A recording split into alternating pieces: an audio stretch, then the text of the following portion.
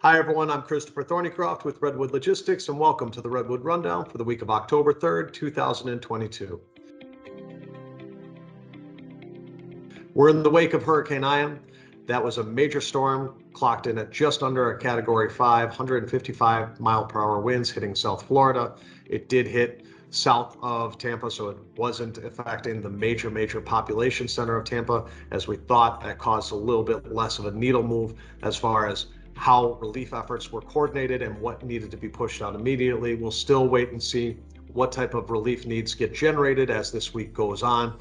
But again, as we said last week, with that storm not hitting a major population center or a major infrastructure center, it has a little bit of a lesser impact on the actual freight market. That's not to say that the storm wasn't devastating, and our hearts go out to everyone that's been affected by it. However, again, not a major needle mover as in terms of either freight volumes or capacity in the immediacy. With that, we move into what is the impact that we saw from the freight market from both the end of the quarter and Hurricane Ian. Well, so far, not a ton of movement as we anticipated.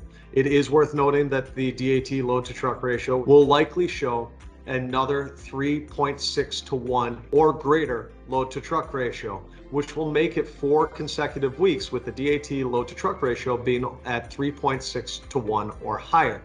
This is significant because we've seen demand come on down.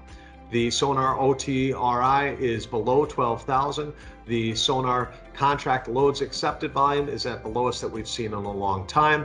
So we have seen demand start to ease. Now, as we've seen demand ease, we've also seen the outbound tender rejection index fall. As a matter of fact, even last week with the end of the quarter and with the hurricane, we saw the outbound tender rejection index continue to fall. We'll see what the future holds, but our prediction would be that we will continue to see freight demand fall off. We're starting to see some of that capacity start to shed as well. So it's going to set up a little bit of a hidden difficult time over the next few months while we wait to see how these economic cycles turn.